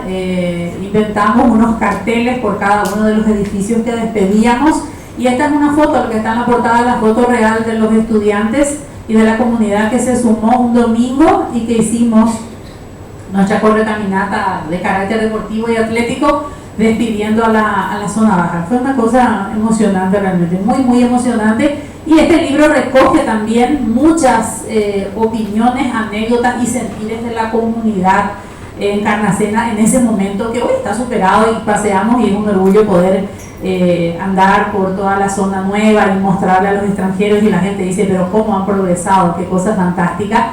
Pero bueno, verdad que hay muchas cosas también debajo de esos lugares fantásticos que recorremos, y eso es lo que está en este libro.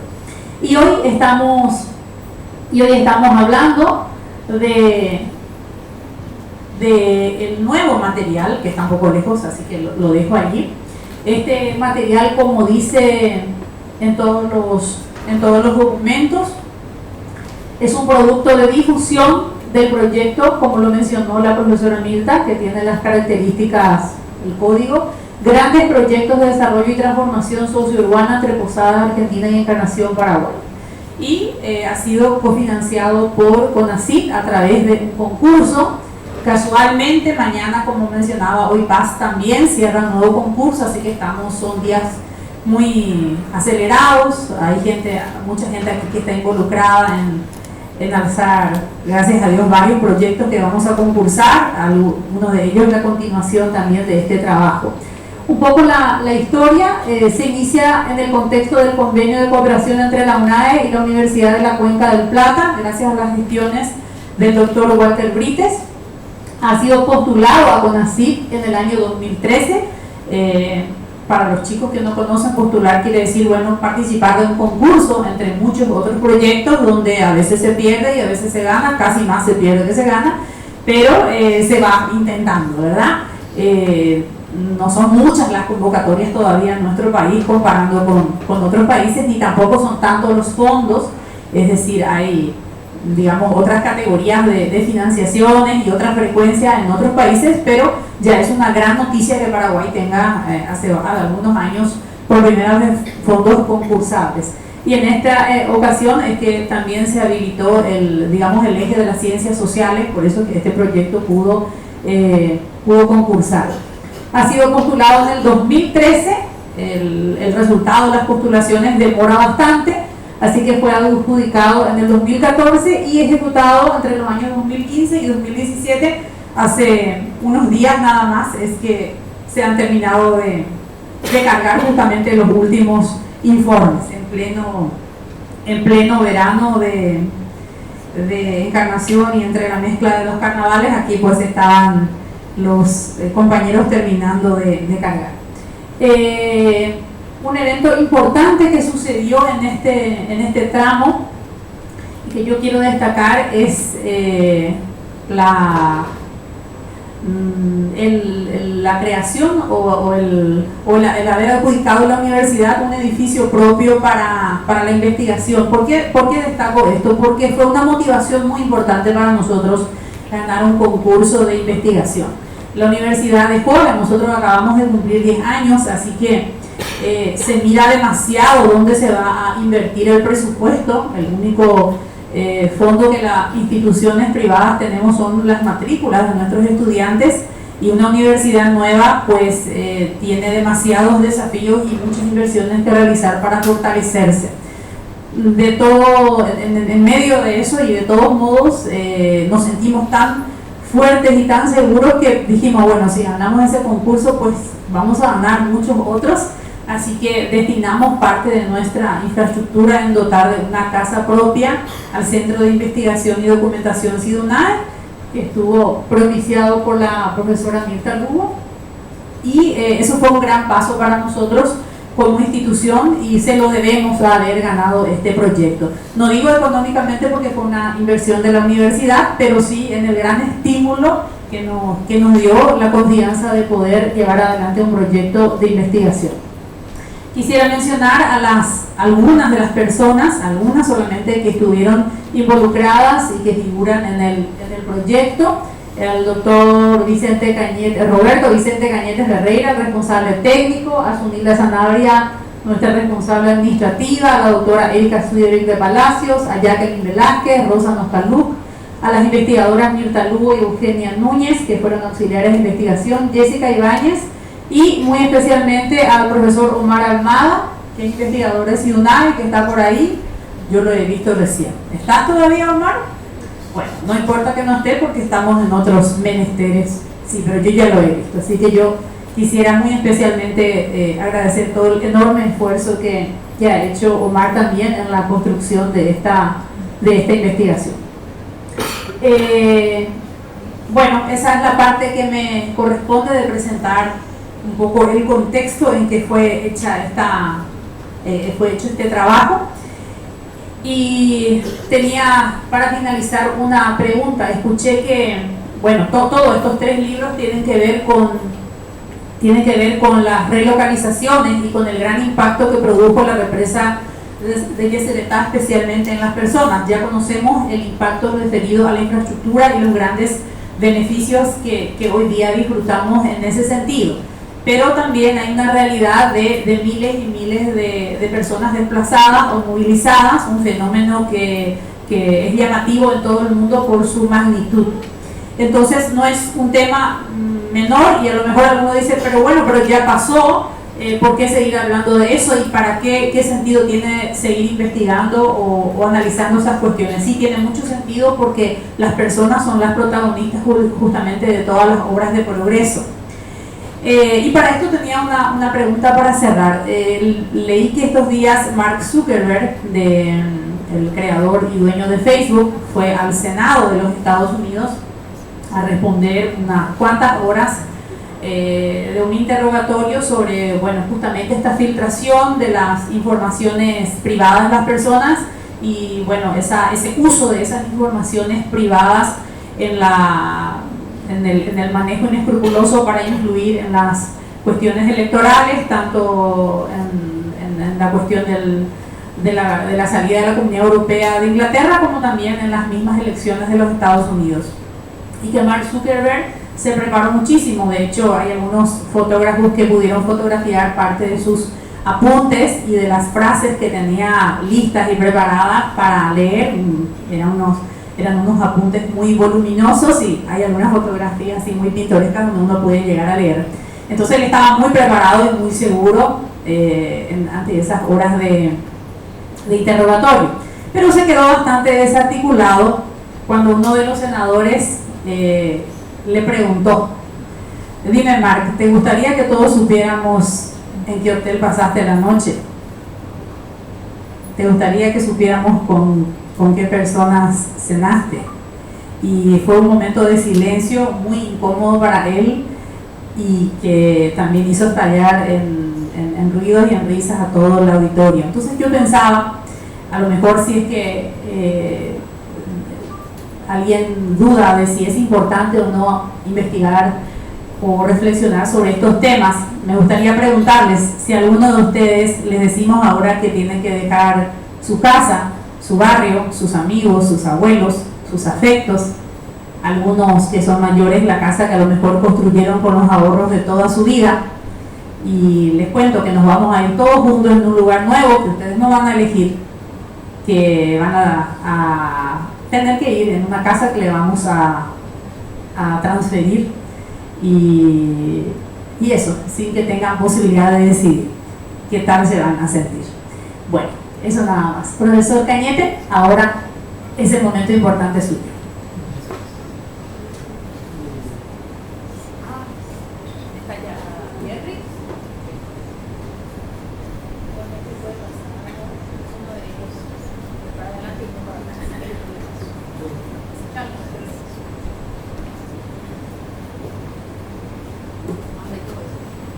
Hola.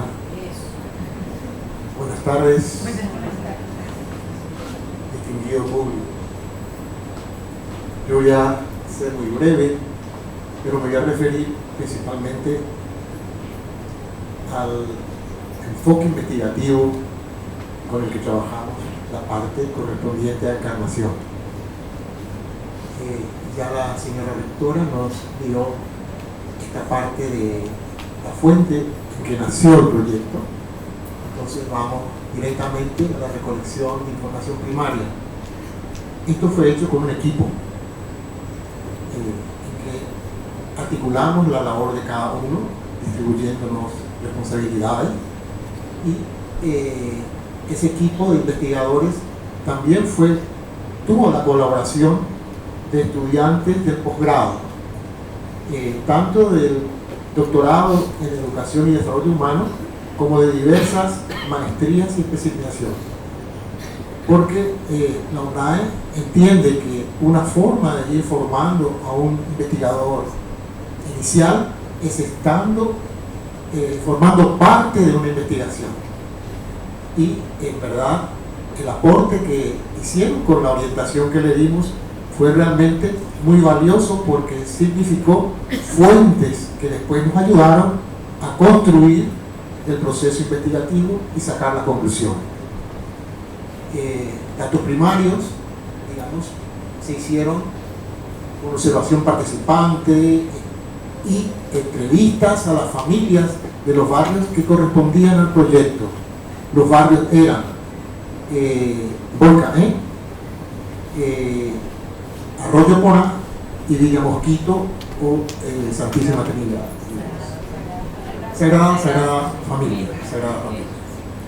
El siguiente es la bibliografía. Implicó las publicaciones que mencionó la señora rectora y otras que existen muy interesantes, algunas tesis sobre la evolución histórica y urbana de Encarnación, que nos fue muy valiosa, otras que fueron las fotografías del patrimonio que prácticamente se perdió con la desaparición de la Villa Baja y que hacen a la identidad y a la historia de Encarnación.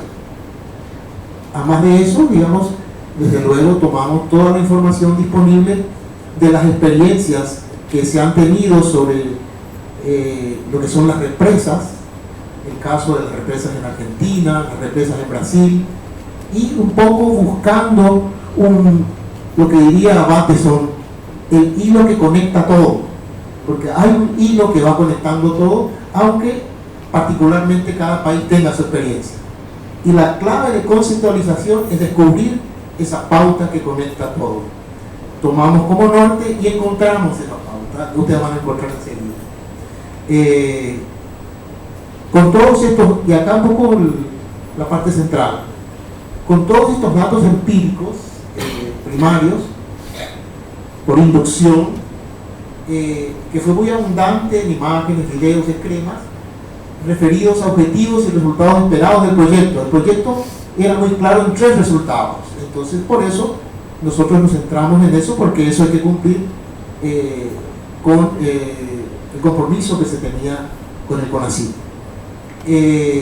Nos encontramos que este problema, lo dijo la rectora, es de alta complejidad, también lo dijo el señor profesor, y no solo complejidad, sino bastante incertidumbre, demoras que tuvo el proyecto, falta a veces de claridad en algunos desarrollos. Entonces no era fácil trabajar con tantas múltiples variables. Entonces, debido a eso, esa alta complejidad, decidimos abordar la organización de los datos desde el enfoque de la teoría general del sistema. Ustedes saben que la teoría general del sistema tiene épocas. Hay uno que es la de los sistemas observadores y los sistemas observados. La tradicional de los sistemas observados, que observa una realidad quieta, pero estábamos ante una realidad móvil, y ahí cabe ya otros enfoques que llevan más, diríamos, a la teoría cuántica, donde ya no son datos, digamos, quietos, sino una realidad que se mueve. Entonces, ¿cómo eso nos podría servir para organizar nuestra información?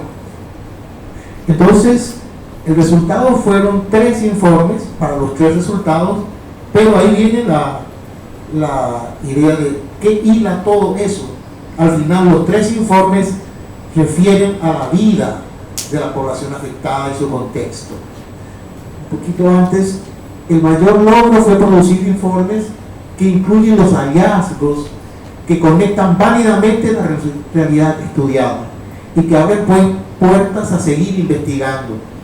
Por eso, incluso en esta nueva convocatoria planteamos una continuidad de algunos aspectos de los resultados y simultáneamente producir acciones que vayan respondiendo las necesidades más accesibles que se puedan hacer. Un poquito antes ahí, si nos preguntan cuáles fueron sus resultados, nosotros les decimos, aquí está. Puede mostrar, doctora, la siguiente.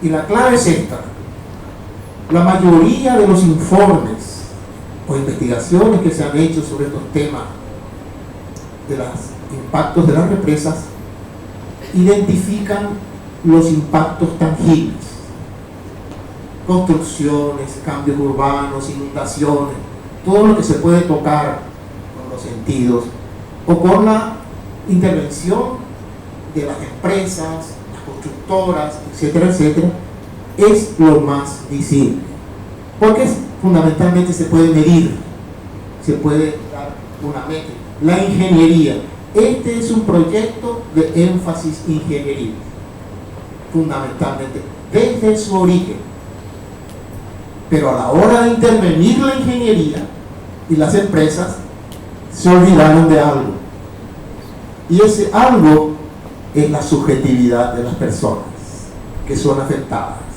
y de eso no hay mucha información.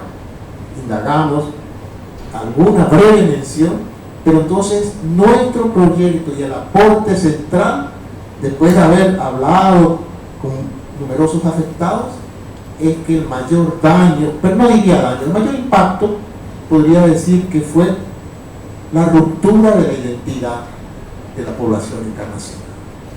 Entonces, esto es lo intangible. Aquí está la dimensión intangible. El gráfico anterior era de la dimensión tangible. Ahí está. Y después se superpone, porque en la vida eso se superpone y sale esta telaraña. Y esta telaraña ya es una conceptualización. Desde lo inductivo va pasando a niveles de conceptos y esta ya es una conceptualización. Pero ¿para qué nos sirve?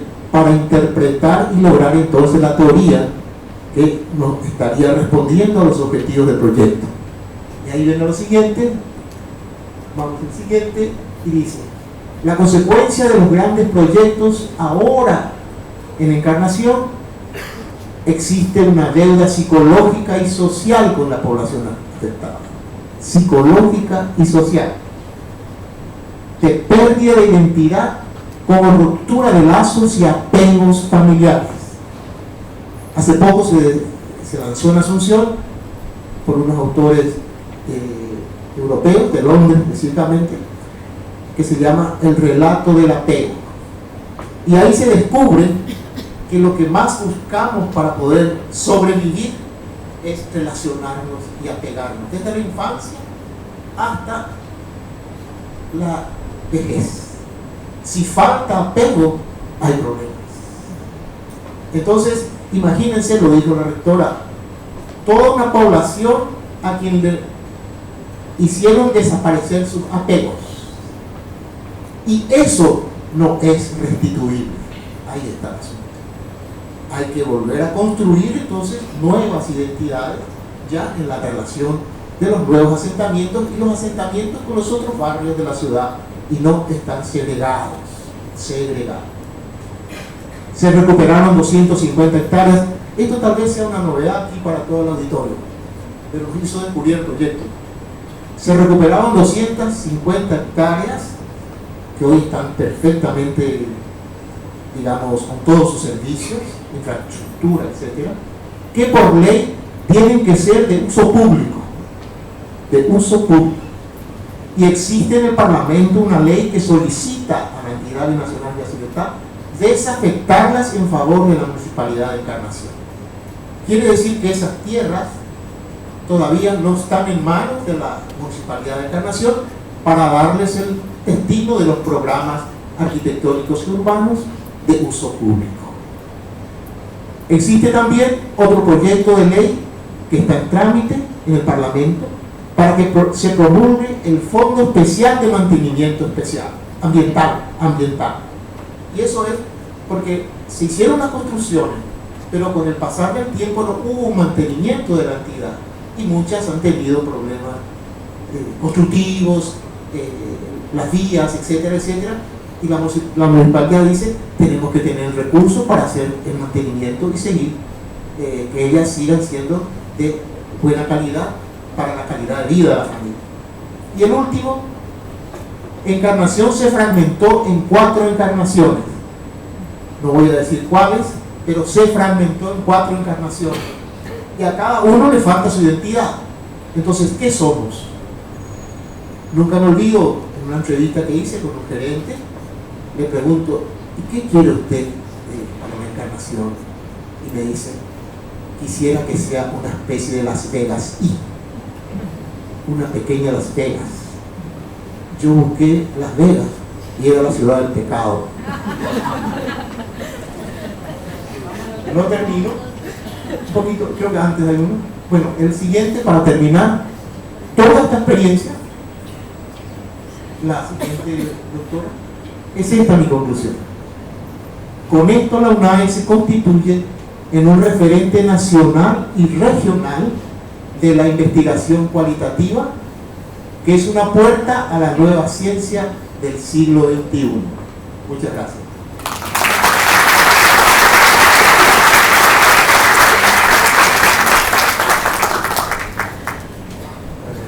Buenas tardes a todos. Voy a tratar de ser breve. Traje mi machete para no olvidar algunas personas, algunas cosas del libro, ¿no? Que consideré que son importantes. Bueno, antes que nada, para mí es un gusto y un enorme placer estar aquí con ustedes presentando este libro. Quisiera agradecer a la Universidad Autónoma de Encarnación y en especial a su rectora, la doctora Nadia Sereniur. También agradecer la coordinación de Mirta Lugo desde el Centro de Documentación y de Investigación de la UNAE, del CIDUNAE.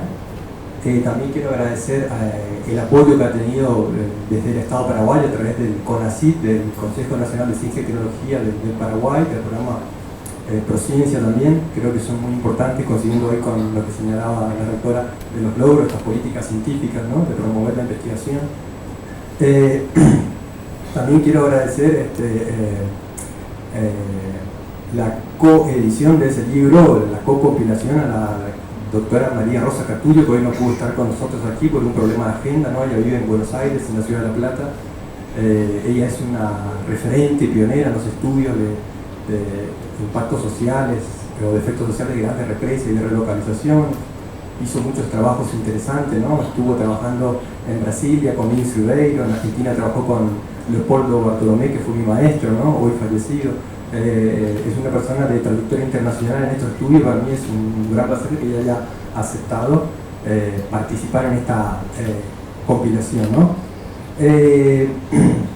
Bueno, para mí considero que el libro es parte de un esfuerzo colectivo, ¿no?, de muchas horas interminables de trabajo, de redacción, de escritura, de intercambio de mails, de invitación, de acordar normas editoriales, etc. Es una cantidad infernal de trabajo, ¿no? Y también de responsabilidad que uno tiene a la hora de encarar un libro, ¿no? El libro en concreto, lo objetivado es eso, ¿no? Lo que a veces la gente no valora, está ahí, pero en realidad la cara invisible del libro es todo ese proyecto editorial, esas cosas que no se ven, son esas horas interminables de trabajo, ¿no? Cuando se planteó la idea de hacer el libro, yo pensé dos veces, ¿no? Porque siempre para mí soy parte de una cosa, ¿no? Las cosas o se hacen bien o no se hacen nada, ¿no? A media no se hacen, ¿no? Parte de mi filosofía, ¿no? Entonces se trató de hacer un libro de alta calidad y que esté acorde o a la altura de un proyecto de trayectoria internacional, ¿no? Entonces esa fue la idea, de ahí también los invitados a participar del libro, fuimos muy rigurosos con la selección de los trabajos, etc. El libro Ciudades, Desarrollo y Consecuencias Sociales de Grandes Proyectos, ¿no? Es un libro, yo creo que es inédito, es interesante en la región, ¿no?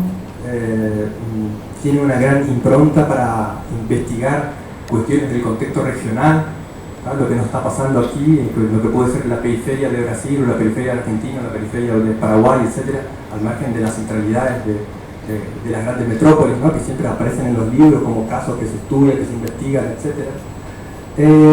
Es un libro, yo creo que tiene una impronta regional y también trinacional por los casos que están incorporados, ¿no? Casos de Argentina, de Brasil, de Paraguay. De hecho, el título está consignado en portugués y en español, ¿no? Costó bastante, ¿no?, buscar lectores que puedan corregir las cuestiones editoriales del portugués, ¿no?, cosa que pudimos sortear con muchos colegas también investigadores. El presente libro yo creo que reúne una serie de trabajos desde diferentes perspectivas y desde diferentes problemáticas. Si podemos pasar ahí está. Es un... ¿Cómo? Sí, sí. Es un libro en el que consideramos a los grandes proyectos como consecuencias complejas y multidimensionales, que son importantes analizarlas desde la transdisciplina, ¿no? Hoy en día no tenemos que caer en el sectarismo disciplinar, que es una cuestión de problemas que son de orden complejos, ¿no?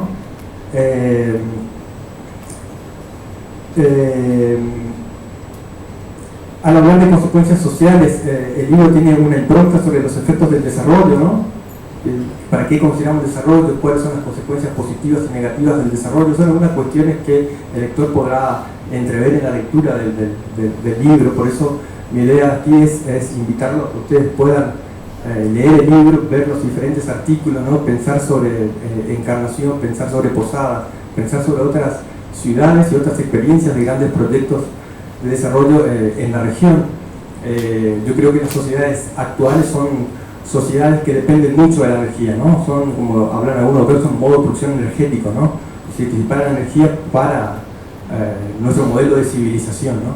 Y por lo tanto estamos atados a la producción de energía en el que las represas, la producción de energía hidroeléctrica, etcétera, aparece como un modelo, quizás en una evaluación de impacto tecnológico, como el modelo para algunos ecológicos, para otros no ecológicos, ¿no? Es una discusión bastante compleja, ¿no? Entonces, lo importante es ver que a partir de los diferentes capítulos, el lector podrá entrever que hay diferentes perspectivas, que hay diferentes visiones, y sobre todo que no se habla solamente de represas, ¿no? No se habla solamente de los efectos del desarrollo de las represas, sino también que el libro toca otros temas interesantes, colindantes, que son otras aristas de este problema y a veces no visibilizados, ¿no? Hay cuestiones como la transformación urbana, las políticas urbanas, la revalorización del espacio urbano, el desplazamiento o la relocalización, la creación de nuevas centralidades y de nuevas periferias en las ciudades, la cuestión del turismo, de la turificación, del desarrollo económico, social, en fin, hay una cantidad de elementos importantes que el libro nos brinda o nos pone como tema de discusión. Y por eso yo creo que este libro es muy importante, porque puede generar una agenda de investigación a nivel regional para dar continuidad, sea para revisar o para cuestionar o para criticar algunos elementos, ¿no? Teniendo en cuenta que la realidad es compleja, es cambiante, se expande en una dirección, se contrae en otras, ¿no? Allí podemos ver algunos artículos, hay algunos de Brasil, ¿no? De Argentina. Iniciamos con un artículo del doctor Juan Carlos Radovis, ¿no? Que es un investigador de la UBA, investigador principal del CONICET, muy conocido. Nos presenta el caso de la represa hidroeléctrica de Chuído en Neuquén, ¿no? Para ver otros casos de represas hidroeléctricas. También tenemos el otro capítulo que es víctimas del desarrollo energético en impactos socioambientales de la usina hidroeléctrica de Foz de Chapecó, en el oeste catarinense, de dos investigadoras, una de la Universidad Federal de Río de Janeiro y la otra de la Universidad Comunitaria de Chapecó, de Brasil. Nos plantean cuestiones muy interesantes en torno a los grandes proyectos y las grandes obras que derivadas de estos emprendimientos. Hay un artículo mío en conjunto con María Rosa Catullo, ¿no? Donde comparamos dos grandes proyectos hidroeléctricos, ¿no? Uno es el proyecto hidroeléctrico de Salto Grande, un proyecto hidroeléctrico sobre el río Uruguay, que implicó la relocalización no de parte de la ciudad, sino de la ciudad entera, ¿no? Que es la ciudad de Federación, ¿no? Y sobre todo, fundamentalmente, un proyecto hidroeléctrico entre Argentina y Uruguay. Y comparando con el caso de Yacyretá, ¿no? Comparando con la segunda presa más importante que tiene, o la primera presa importante que tiene Argentina, ¿no? Y el segundo caso en Argentina. Y comparando el efecto que generó sobre Posadas y Encarnación. Otro artículo interesante para leerlo que tiene que ver con pasar desde Entre Ríos, Argentina, Misiones, Argentina, es ir a la Triple Frontera, ¿no? Ver qué pasa en la Triple Frontera. Entonces nos interesó invitar ahí a un colega con el que solemos escribir algunos artículos, que es el doctor Edson Belo de Sousa, ¿no? De la Universidad de Frontera Sur, de la Universidad Unioeste. Ahí hay un trabajo sobre qué pasa en la Triple Frontera, Puerto Iguazú, Foz de Iguazú, Ciudad del Este, y a partir de la impronta que ha generado la represa de Itaipú en toda la región, ¿no? Cómo se transformó la región, y sobre todo muy centrado en la movilidad urbana. Acá hablamos de la movilidad urbana entre Posadas y Encarnación, hablamos de conurbación internacional, etc. Pero aquí es importante pensar, ¿no? Desde la óptica de lo que generó Itaipú en esta ciudad, ¿no? En un contexto donde hace 30 años no existía nada, ¿no? Eran localidades, hoy en día son ciudades importantes. La idea es que yo no desarrolle el libro, invitarlos a ustedes a que lean. Tienen artículos interesantes, particularmente desde mi punto de vista. Me gustan mucho los estudios urbanos, las transformaciones urbanas, la cuestión de la sociología urbana. Estudié mucho el caso de Posadas. Me interesó pensar a ver qué pasa del otro lado del río hace muchos años, comenzar a pensar qué pasa en Encarnación. Y de ahí, bueno, que surgieron todas estas ideas y sobre todo planteándome a partir de los estudios que durante 20 años se hicieron del lado de Posadas, que era, cuáles fueron los efectos sobre el desplazamiento, la relocalización, la segregación, etc. Entonces la idea ahí fue comparar si existe algún tipo de patrón similar entre posadas y encarnación en términos de los desplazamientos, de los efectos de la relocalización, etc., ¿no? Y bueno, todos esos resultados se pueden encontrar en el libro, pues los animo a leer. Una cuestión que me llamó bastante la atención entre ayer y hoy fue que recibí muchos mails de gente que no conocía, hasta inclusive mensajes de WhatsApp que no tenía agendado, de gente preguntando por el libro, ¿no? Como que el libro motivó a un debate, ¿no? Que creo que todo el mundo se está esperando, ¿no? Que a veces es muy polémico y muy candente, ¿no? Entonces, bueno, el libro invita a pensar ese problema, a pensar ese debate y a intercambiar el debate con otras experiencias regionales. Por eso el libro se llama también Experiencias Regionales en Análisis, ¿no? Bueno, por aquí es mi participación y bueno, agradezco a usted, agradezco a la rectora nuevamente y a la universidad y al espacio. Y pienso que las investigaciones deben incentivarse también con proyectos editoriales de esta característica, ¿no? Para difundir la política científica. Bueno, eso es todo.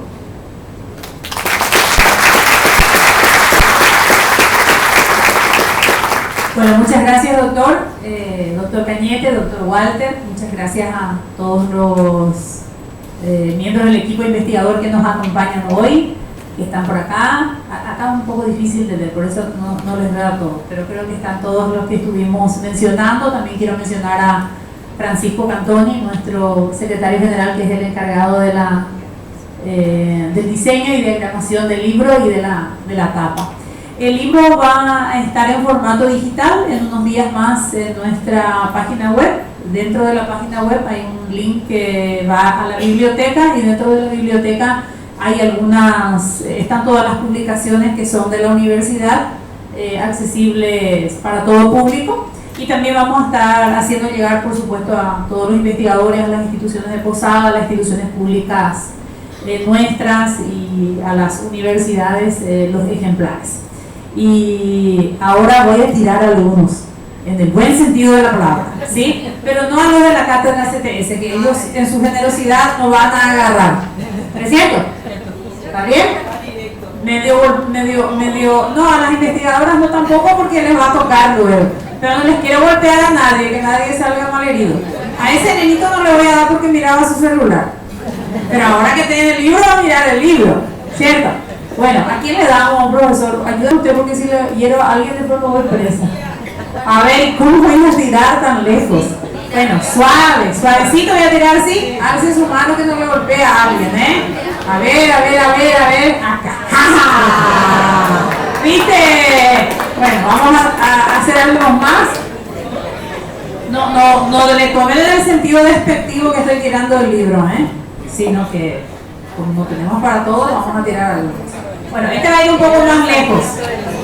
¿Sí? Por favor.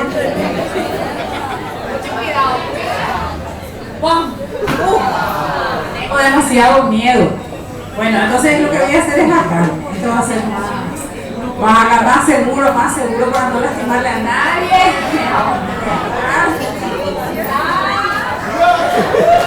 Ahí está. Pasame más, Henry. A ver si me pasan unos.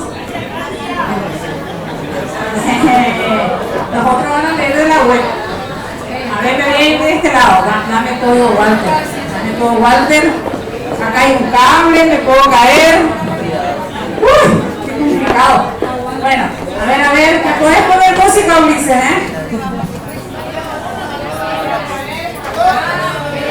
Pero lean, ¡Mucha! ¡Hacia el medio! A ver, por acá. Ahí está. Bueno, qué gusto, qué ganas de leer tienen. Fantástico. Para los que tengan ganas de investigar, que todavía no se anotaron, el semillero de investigación ya inició. Los días martes a las 5 de la tarde y los sábados a las 8 de la mañana en Siduna. El del martes ya está muy lleno, están más de 40, pero el del sábado hay todavía lugar. Así que si ustedes también quieren escribir libros, pues empiecen a investigar.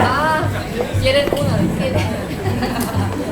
Uy, sí, todos todos quieren. Muchísimas gracias, le vamos a entregar. Muchísimas gracias por venir. A los que son de la casa, pues la noche está en pañales, vamos a placer. Y a los demás, a los invitados, muchas gracias.